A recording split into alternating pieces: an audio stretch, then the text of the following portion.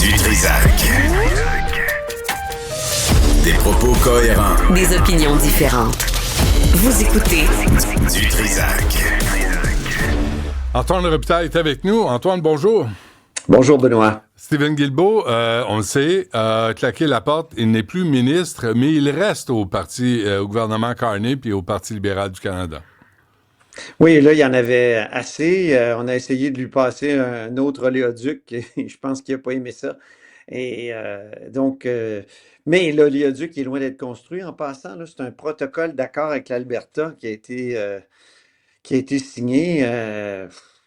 Je ne sais pas si tu as vu les conditions pour la réalisation. Mais d'abord, ça prend quelqu'un avec beaucoup de bidou pour le construire. Puis après ça, ben, faut passer en Colombie-Britannique. Et ça, c'est pas évident. Mais de toute manière, c'était trop pour Stephen Guilbeault. Il reste député.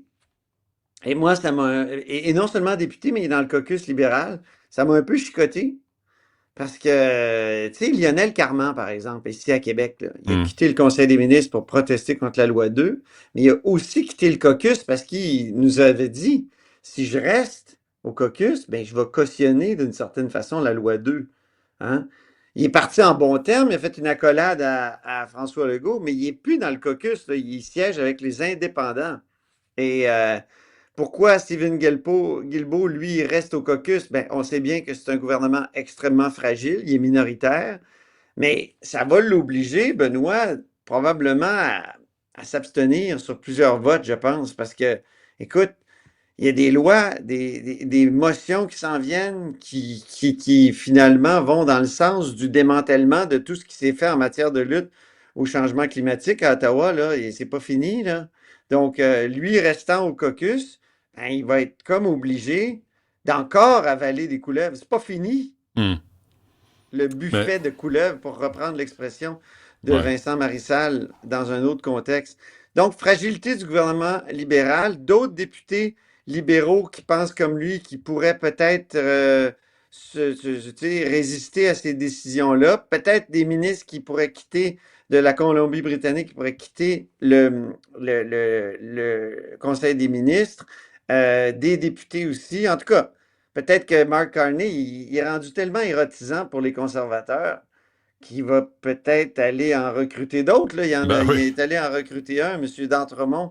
Alors, la question aussi qui se pose, c'est qui va remplacer Stephen Guilbeault maintenant?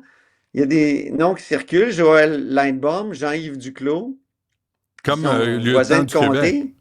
Ouais.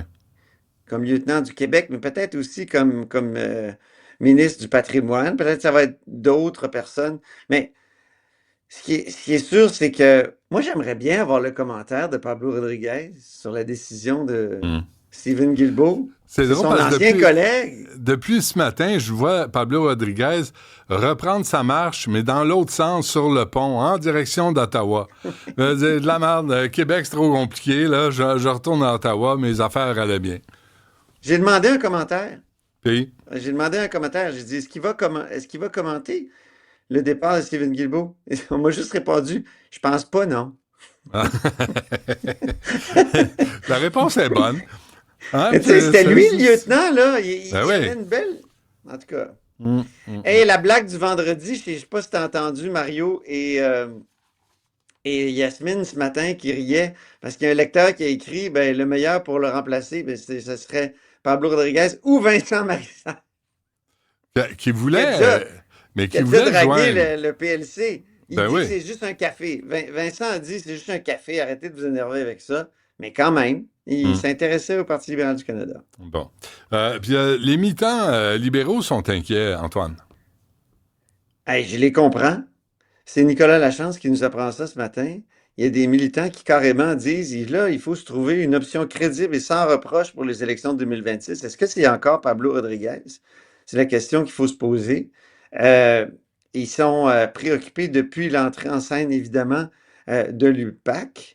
Puis là, ils osent le dire à mots couverts, pas à mots couverts, mais sous le couvert d'anonymat.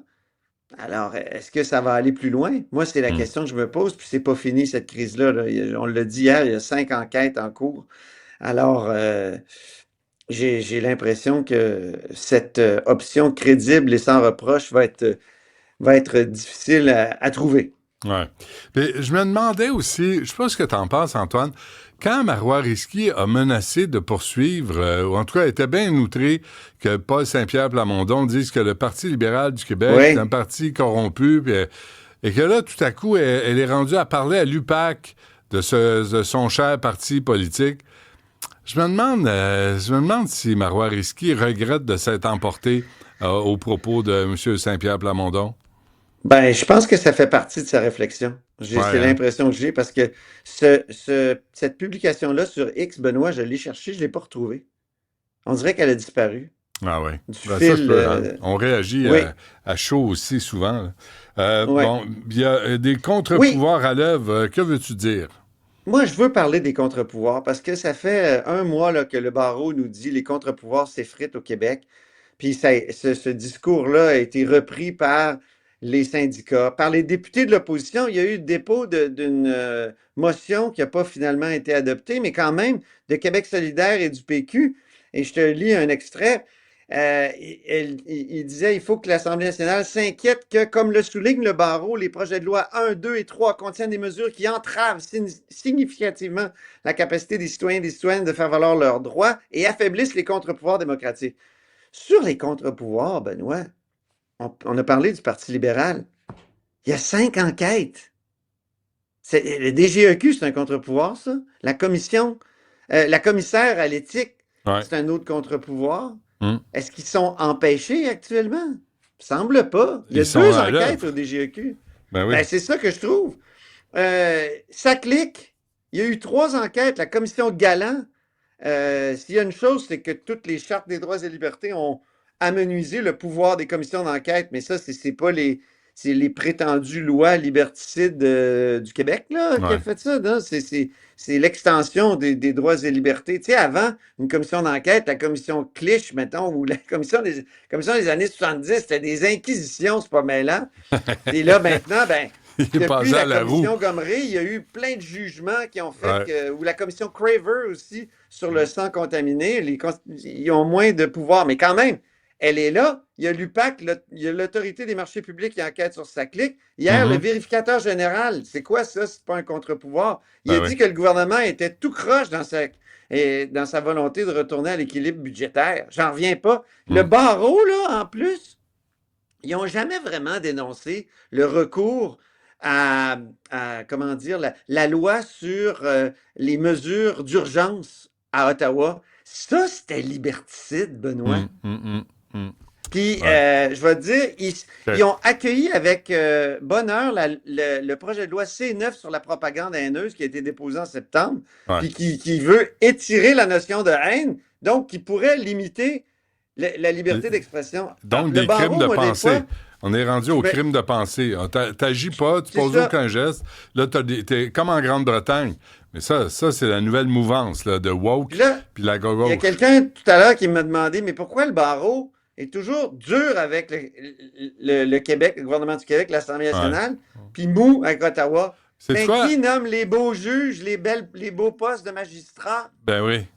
Ah, il y a peut-être du carriérisme C'est derrière juste tout une ça. hypothèse. Non, non, C'est mais juste ça une vaut la peine. hypothèse. Ça vaut la peine.